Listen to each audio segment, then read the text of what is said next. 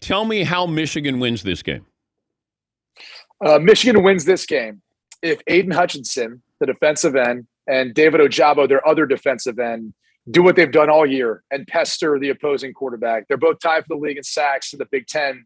And if you look at C.J. Stroud, his completion percentage drops dramatically from a clean pocket versus under pressure. He completes about 73% of his passes from a clean pocket, about 53% when he's under pressure. And that's something that he really hasn't faced much this season. But when you watch him on tape, when guys start to get close, you can tell he doesn't like it. He doesn't want to take off and run. He wants this to be a 7-on-7, essentially, where he doesn't have to worry about getting hit. That's what we saw last week versus Michigan State, which was one of the better pass rushing teams. But because how that game started off, there was just really no ability for them to get back into that thing, rush the passer. They got pretty worn out, in particular on the outside. How important is this game for Jim Harbaugh?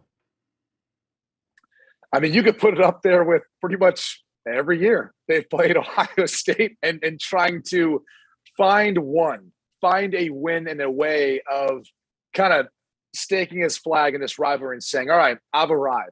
I did it as a player, but now I've arrived as a coach. And I think that would be a huge signal for this program. It's funny. And the reason why I say that is like Penn State, who just signed James Franklin to that extension. They've at least beat Ohio State. Like they've at least showcased, I think in recruiting too, they're a little bit more competitive in recruiting versus Ohio State. And I think in order for Michigan to get back, they've got to do it at least once. They've got to be able to pitch that to those recruits once, because if I'm a recruit, and I was one at Ohio State and Michigan, and if I was looking at these two schools and you have this long line of Ohio State wins versus Michigan, and as much as they can preach to me, well, you can be the change. Come to Michigan, help us beat Ohio State, you can be the change. You're still going to say, I'd rather go with the team that has a better chance of winning a national championship. If Michigan beats Ohio State, they've got the edge going up against an opponent. They already beat Wisconsin in the Big Ten championship. I assume that's who it's going to be.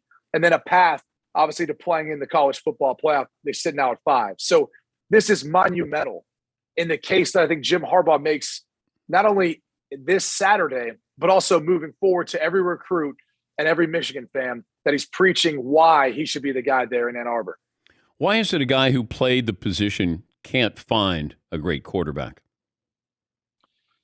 I don't even know that it's not that he can't find one. I mean, J.J. McCarthy is one of the higher recruited quarterbacks that's come onto this roster. Cade McNamara, too, is a little higher recruiter. It's more of the development piece. And I think that's a twofold discussion. It's the sense of what offense and system are you running?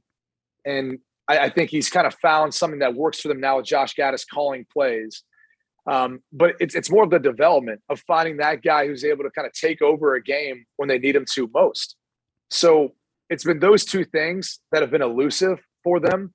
I do think they've found that rhythm now, getting back to the rushing attack, the rushing game. I mean, if you've looked traditionally, what has won the Big Ten, as much as we want to talk about how talented Ohio State is throwing the football around, they've also, I think 3 of the last 4 years, if I'm not mistaken, led the Big Ten in rushing.